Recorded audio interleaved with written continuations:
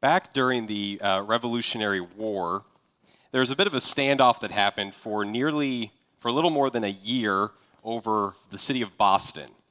The British troops had sort of made that their initial base of operations and had dug in at Boston, and the colonial army had set up shop just sort of outside of Boston, and for over a year, both sides basically just stared across at each other and didn't really do anything.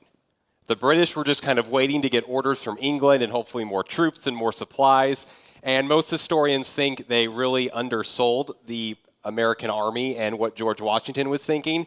In fact, the British troops in Boston, they tried to make life as civilized as possible. So the officers often would go into the Boston Theater House and they would have plays and little musical productions and just sort of hang out. And in fact, one time the colonists began to launch an assault outside of Boston, and somebody ran in and told them that the Americans were moving, and they all laughed and they thought it was part of the show. And like, wow, such realistic cannon and musket fire sounds. Their budget is incredible.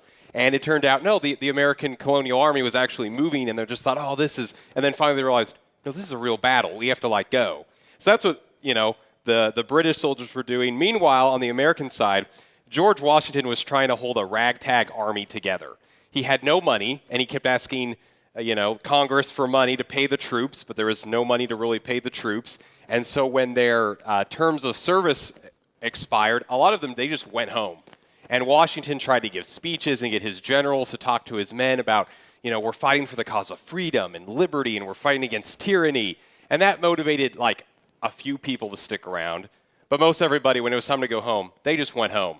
And they even took their muskets and some stuff with them. And Washington at one point told Congress, now we don't have enough guns because our men took the guns that they don't own home with them. So what are we supposed to do?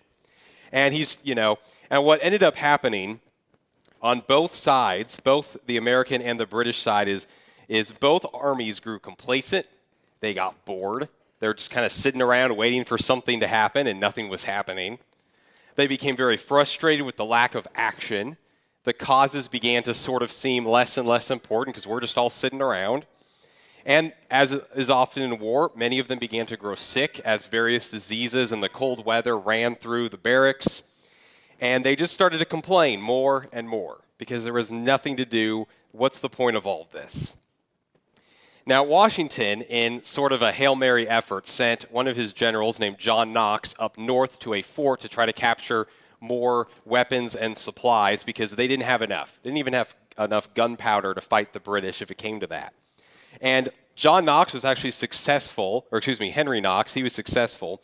And so by the end of January of 1776, for nearly a year of them just sitting around, here comes Henry Knox with cannons and muskets and some gunpowder and supplies. And Washington finally decided now they had what they needed and they had to do something. So they were going to move on what is called Dorchester Heights, which was a high ground overlooking the city of Boston and, more importantly, the port. And the British, for a while, had been talking about taking Dorchester Heights. Everybody thought, aren't you guys going to take that? Because, that's kind of the main weakness. It's fine. Even if the Americans do take it, we can take it back. They're not a real army. And they waited, and they had their plays, and they sat around, and then all of a sudden Washington took over Dorchester Heights and put a bunch of cannons there. And the British immediately had to retreat into the harbor and sail away up towards Canada to get away from all of it. And it was that shift in the war that helped spark some confidence in the soldiers, that helped kind of reignite this cause for the American Revolution. Because up until that time, many of the men, they grew complacent. They got bored. They didn't really try very hard. And so we're starting this new series for the next few weeks called We Prevail. We're going to talk about the victory of the church. It's an inevitable victory that Jesus told us is coming, and it's going to happen. But this is the series to challenge all of us to move from complacency to courage. It's a series to challenge us to up our commitments and to stop sitting and to start sacrificing. So in many ways, we too, like those armies, need to recognize there's a mission, there's an opportunity, and we just can't sit around and just wait and wait and wait. So we're going to today be in Matthew chapter 16, if you want to turn there, Matthew chapter 16, which is the first book of your New Testament. where Matthew writes about the life of Jesus. Matthew was one of his followers. And in Matthew 16, before we get to the story we're going to read, Jesus and his disciples, they're on the Lake of Galilee. And after that, they move, in verse 13, to the area of Caesarea Philippi, which is about a 25-mile walk north from the Sea of Galilee. And it's also about a 1,700-foot climb in elevation. So they take a little walk to go out of their way to Caesarea Philippi, which this city is a pagan city. It's not a Jewish city. No Jew would go there. In fact, it's out of their way. And in your Bible, you'll probably read sometimes about a city called Caesarea. Well, there's two. This is the second one. The one that the Bible usually talks about is more on the coast. Caesarea Philippi is different. And so this is kind of a weird place to go. It's got many temples dedicated to idol worship and worshiping the emperor, and especially a pagan god known as Pan, who's sort of a half-man, half-goat sort of person. So I just want to show you a picture from Caesarea Philippi. If you wanted, you could go tour there today, go on a little tour. So this is in Caesarea Philippi. And so kind of on the left of your, kind of center left of the picture, you'll see there's a small group of people standing there. And there's like this little hole cut out of the rock right there. And that's the ruins of a temple to the god Pan. And so they would have a statue of him kind of near that cutout. And you can almost see, there's just along the wall there, kind of further off to the right, there's these little cutouts in the rock where they would have put other statues of idols, false gods, and goddesses for worship. And right next to that small hole is obviously this large gaping hole. That was a cave, and it's fairly dry now, but that cave used to have a spring that was rushing out of it. And they would go there to worship the god Pan, who's a god of fertility and a god of nature. And so they would go to that cave and do some really dark, difficult practices of worship. This was a dark place. Worship here would include prostitution, bestiality, and infant sacrifices. People would take their newborns to that cave, which at that time had this deep pool of water in it. At that time, no one knew how deep it was. They didn't have the right instruments to measure it. Some archaeologists think it was maybe 800 feet deep. We're not really sure. But they would take their newborn babies while they were alive, and they would just throw them in the river to try to satisfy Pan. And of course, those babies would drown in that deep water. That's what they would do. And this is where Jesus takes his disciples. Why on earth would you take your disciples here? This place is terrible, awful, horrible. It had all these temples to various gods. Let me show you another picture that's just sort of a recreation of what we think it would have looked like in Jesus' day. So kind of on the far left, there's a temple there, and the cave is actually behind that temple. So you would go into that temple, you'd go back to that cave entrance where the water is, and you would do your sacrifices. And then there's a little cutout with Pan, and then there were additional temples that you can kind of see. So there are all these different temples to a multitude of gods, multiple acts of worship would be going on here. And it's not hard to imagine that when Jesus takes them to Caesarea Philippi, this might have been the very spot he took them. And he walked them to this place, this giant rock, with all these temples, all this idol worship, all these horrible things going on, to make a really important revelation. And this spot is significant because the disciples are seeing a dark reality, and yet Jesus has some hope he's going to tell them. So he says in chapter 16, starting with verse 13, when Jesus came to the region of Caesarea Philippi, he asked his disciples, "Who do people say the Son of Man is?" They replied, "Some say John the Baptist, others say Elijah, and still others, Jeremiah, or one of the prophets." "But what about you?" he asked. "Who do you say I am?" I love how Jesus does that. He's like, okay, that's what other people think. What do you think? I'm not so concerned about what the crowds are saying. I want to know what you think. Because when it comes to what you think about Jesus, this is not a response that you should just copy and paste or ask ChatGPT to write you an essay on. Like, you need to answer the question for yourself. Like, who is Jesus to you? And so he asked that of his disciples. Who do you think I am? So I don't know, did they kind of stare awkwardly at the floor for a little awkward silence? I'm not really sure. But finally Peter says, Simon Peter answered, "You are the Messiah, the Son of the living God. And I wonder if they were standing in front of those temples, I wonder if Peter has a little jab, because there's all these idols, these statues that are dead. People are praying to stone. And he's saying, you're living, like you're here. You're not like those statues. You're real, you're here. And Jesus replied, "Blessed are you, Simon, son of Jonah, for this was not revealed to you by flesh and blood, but by my Father in heaven. And I tell you that you are Peter, and on this rock I will build my church, and the gates of Hades will not overcome it. I will give you the keys of the kingdom of heaven. Whatever you bind on earth will be bound in heaven, and whatever you loose on earth will be loosed in heaven." Then he ordered his disciples not to tell anyone that he was the Messiah. So he takes them to this dark place, and Peter gives the correct answer. He says, you're the Messiah. You're the Son of the living God. And so it's not hard to imagine that if Jesus took his disciples to this place, this rock, and he says, there's going to be something else that will never be defeated. There's another kind of rock that he talks about. It's easy to imagine them watching people go in and out of these temples. I don't know, was it like Disney World where you just got lines and lines out the door? Was there just a few people trickling in? We're not sure, but how many people walked in there with an infant and walked out without one? How many people went into one of those temples looking for hope, looking for power, looking for answers, and they're walking right past the only one who can really do that? And in the midst of this darkness, Jesus has something so important to tell them. And it's just interesting, the contrast here, because the God Pan is a God of shepherding, and yet here is the good shepherd, Jesus, in their midst. Peter says, you're the Son of the living God. You're not a dead God like these statues that people are calling out to. And he says, quite literally, this is the gates of Hades. That cave, they called that the gates of Hades because they believed that river that they couldn't measure how deep it was. They thought that just ran back behind that rock somewhere, and that river took you to the river Styx, which is their myth of the underworld. Like, that's how you got into the underworld. And quite literally, there's the gates of Hades, and Jesus says, the gates of Hades, right there, they will not overcome my church. That's what he tells his disciples. And it's important for us to remember what gates are.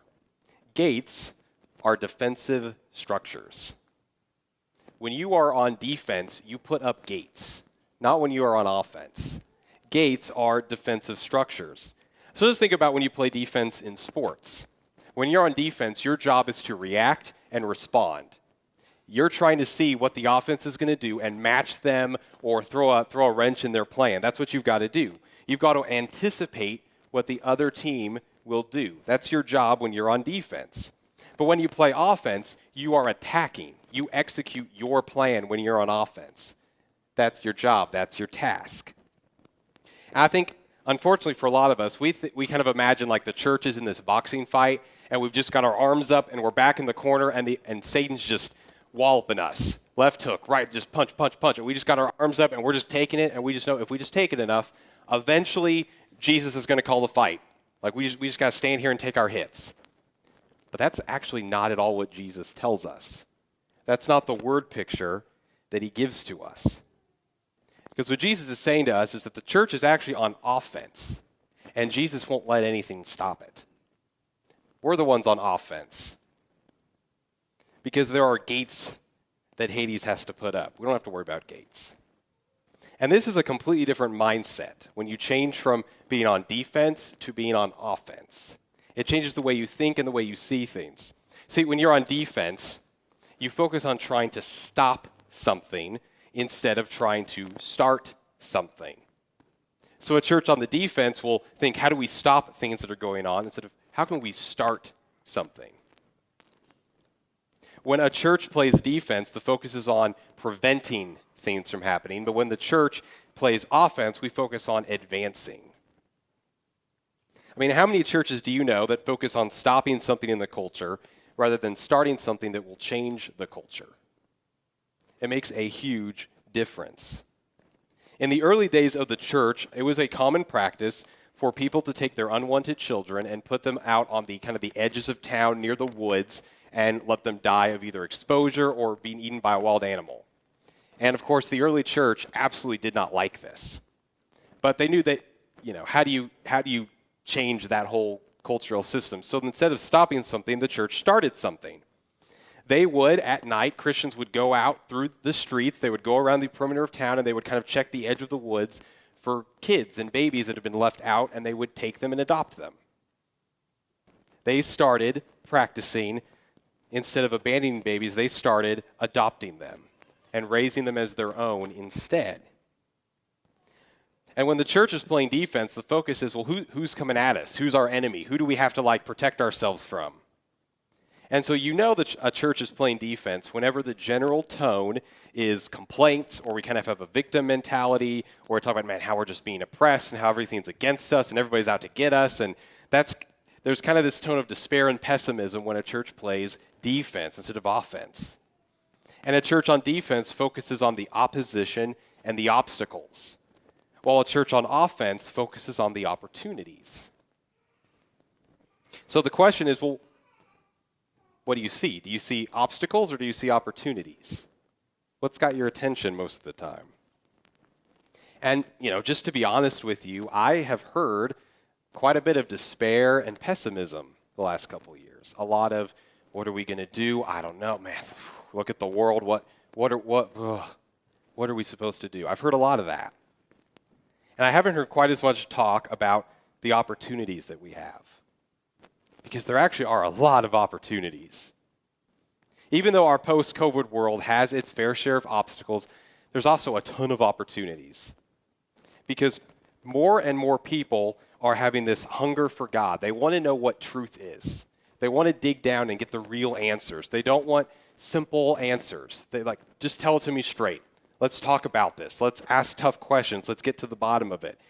Younger people are desiring to know about what faith looks like and how does it really impact my entire life. And there's a desire for community. There's so many opportunities out there. But for us, those opportunities are going to require courage from us to trust God, to do things that are a little bit outside of our comfort zone, to do things that maybe we haven't done before, to trust Him with what He's doing in the future. So when you think about what God wants to do in and through you and in and through this church, what do you focus on? Do you focus on the obstacles and the opposition, or do you see the opportunities? Do you see the openings that God has for us, the things that we could do?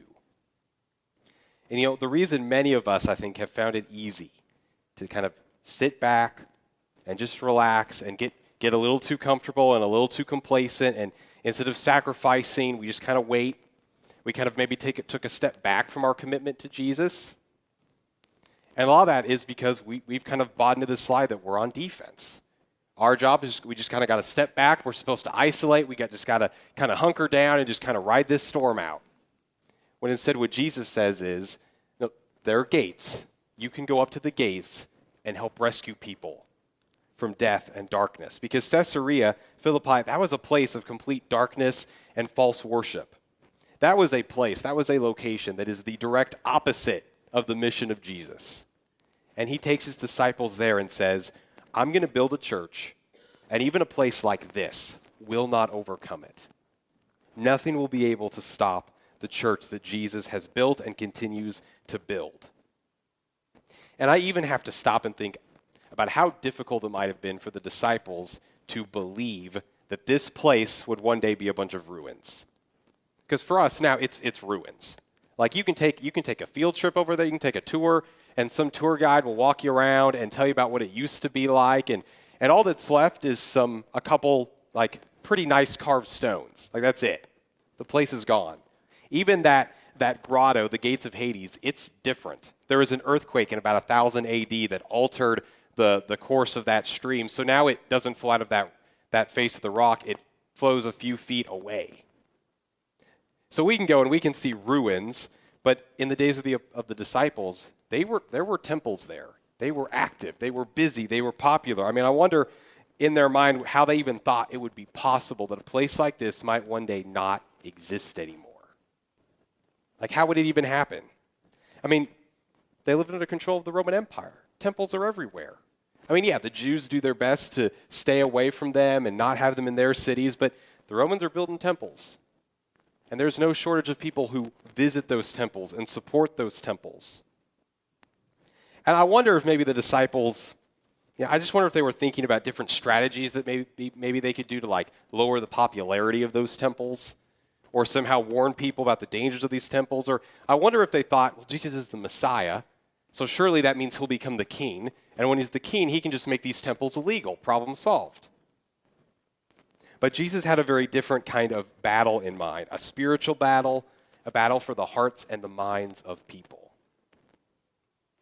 And there are temples today that still exist. They just look different. We don't quite have these same big ornate buildings, but your temple might be work, where you put in 70 hours and you sacrifice your health and your relationships and your commitment to God at the altar of success.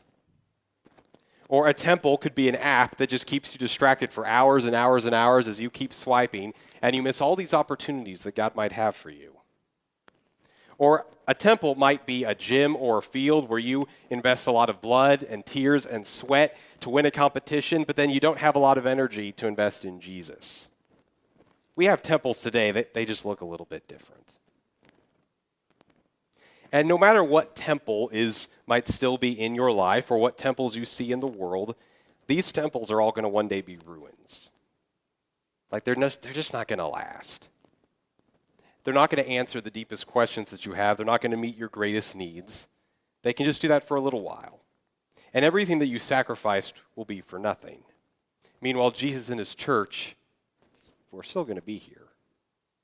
We're still going to be moving forward. So maybe for you today, what you have to ask yourself is there a temple in your life that you need to destroy, that you need to tear down? Is there a way that you need to surround yourself instead with Jesus? Or surrender your life to Jesus and give up that temple way of worship and become part of his church? And Jesus, he uses this word church to speak, of course, of God's people all around the world. I mean, at that time for the disciples, it would be hard to imagine that at one point, Christianity would be a worldwide thing. You can go to every corner of the globe, and there is an outpost of Jesus' people, worshiping and following him and doing his work where they are. And so our capital C church can never be stopped. But I've got to clarify, there are a few things that Jesus didn't mean would be stopped. He didn't mean that a building won't be stopped. He didn't mean that a particular service time would be stopped. He didn't mean a particular method of ministry would be stopped. He didn't mean a set of traditions would be stopped.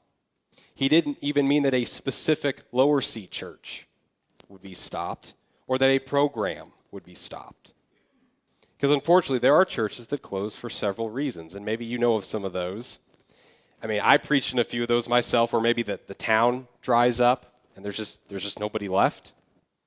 Sometimes that church lived out its purpose and it's accomplished what it was put in that spot to do, and it no longer is needed. And sometimes churches can sadly forget to stay on mission with Jesus, and so they just kind of shrink down. Or sometimes the people in the neighborhood drastically change, but the church stays the same. Every once in a while I've been in a church sort of like this, where you have like the entire neighborhood changes culturally or something, and the church kind of stays just like they've always done, even though their neighbors are very different. And I've preached in a couple of these churches before, especially when I was in college, where whether the town drove up or dried up, or one time I was in a church where pretty good sized room, and there were 6 people in the church. And there were pictures in the kitchen, in the little kitchen off to the side of the church with, black and white photos when that church was packed.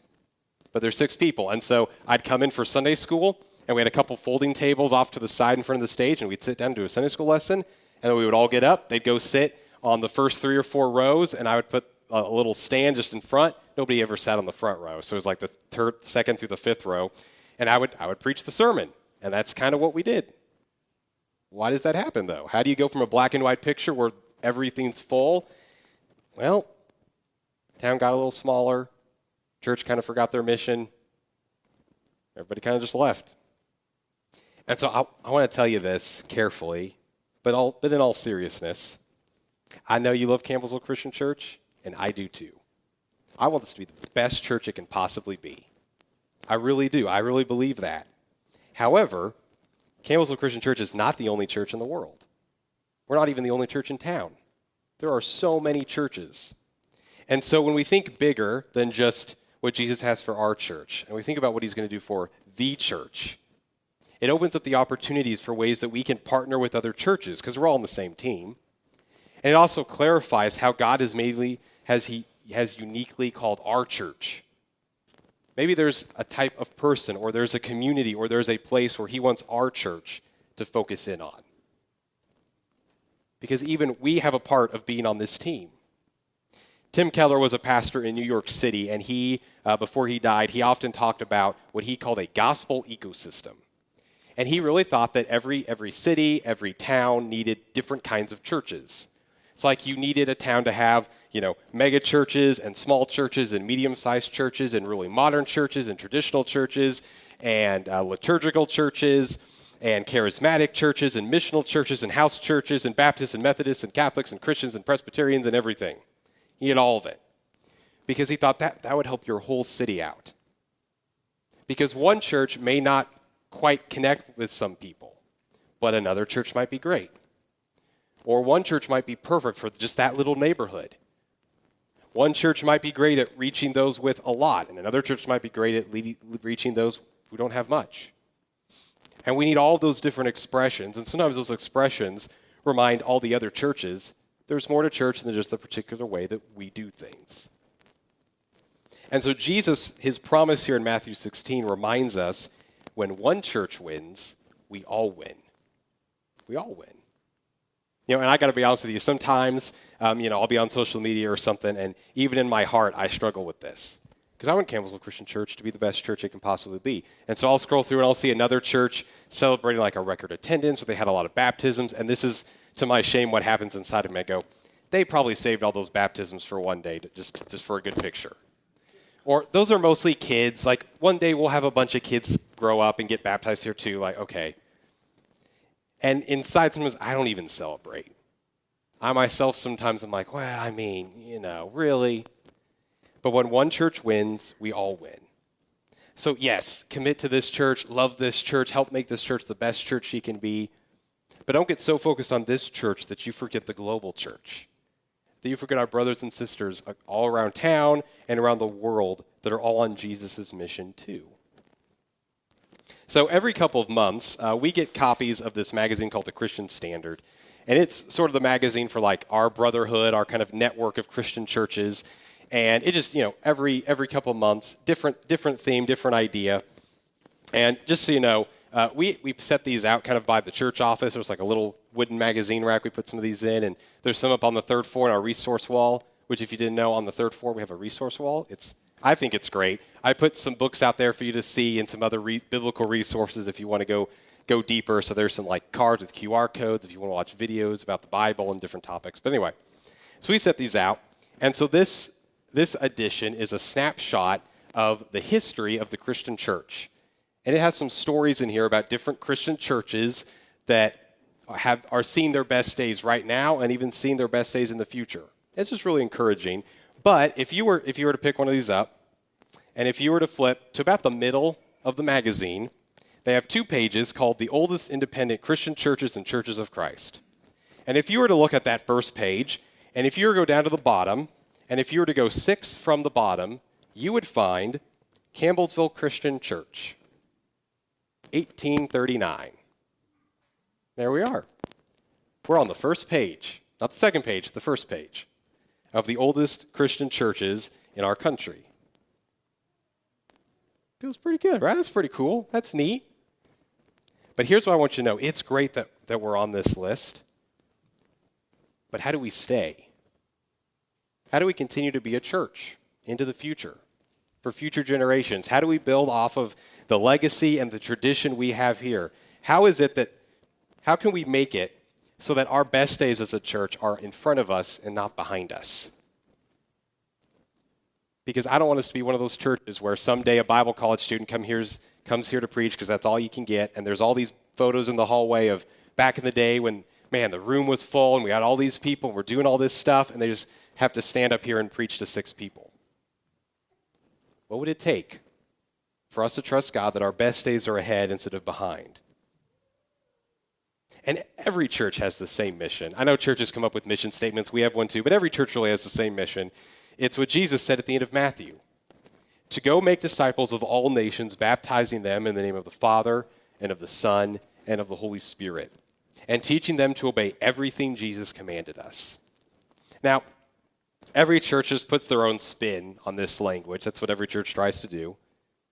But I also love that in this commissioning statement, Jesus also says, he says, I've been given all power and authority, and I will be with you always. So we're not doing this on our own. We're not doing this under our own power. He's with us. He's going to the gates of Hades with us to rescue people from darkness and from death, people who are lost. He's coming with us on that.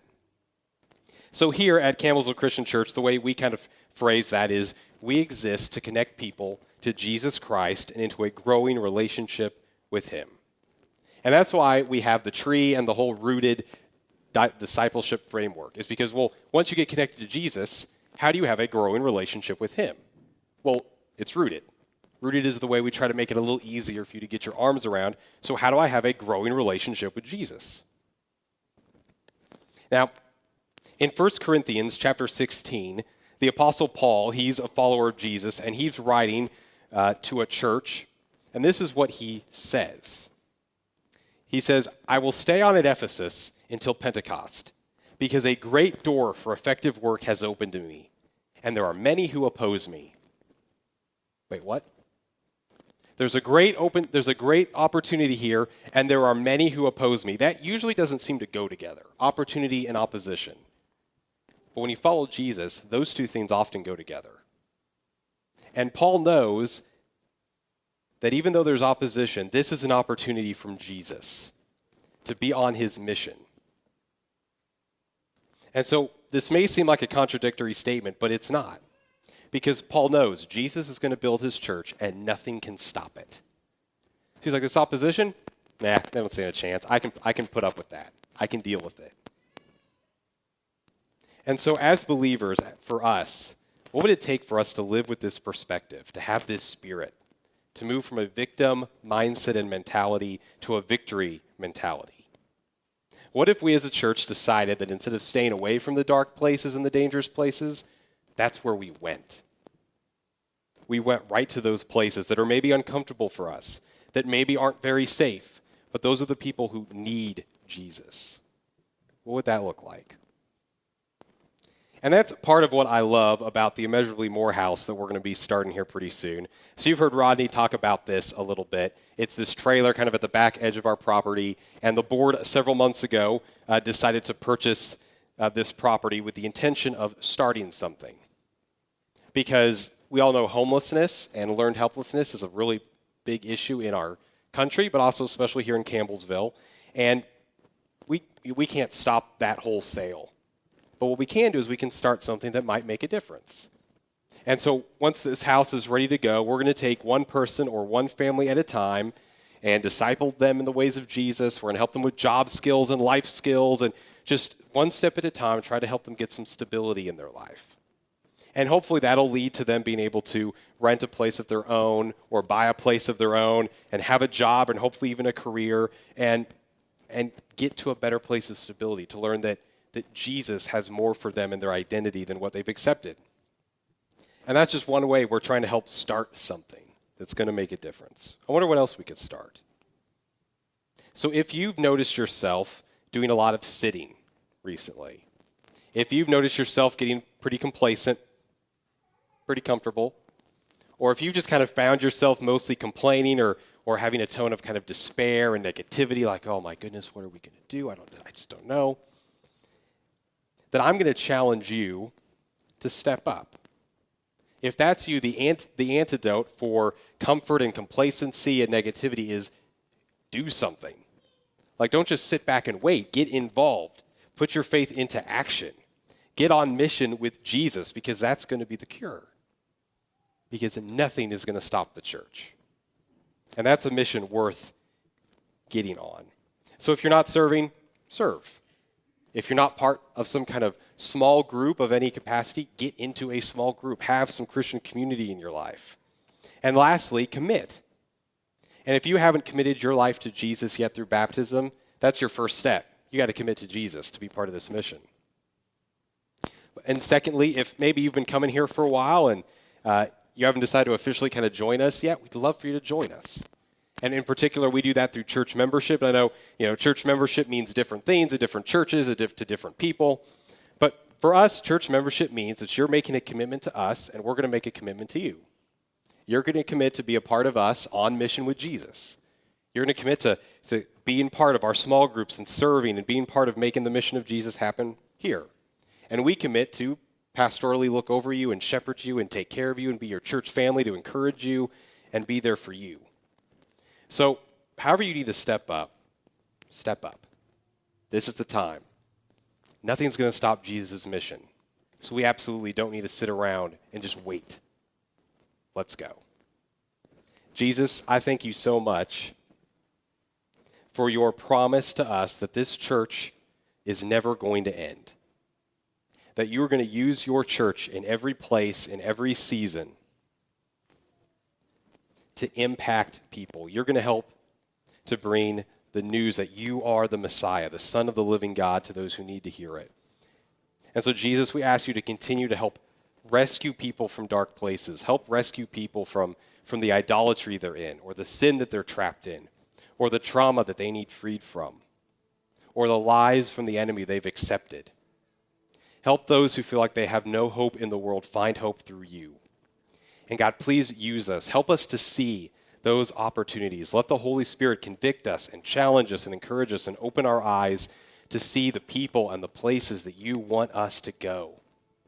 And God, help change our hearts when maybe we're a little too competitive with other churches instead of being collaborators and being on the same team. And God, for those in our community who need you, I pray for them especially. I pray that you would come to them in the way that you know how. So God, help us to have the confidence and the courage of, as your sons and your daughters, to go with you, to rescue people away from the gates of Hades. It's in your name that I pray. Amen.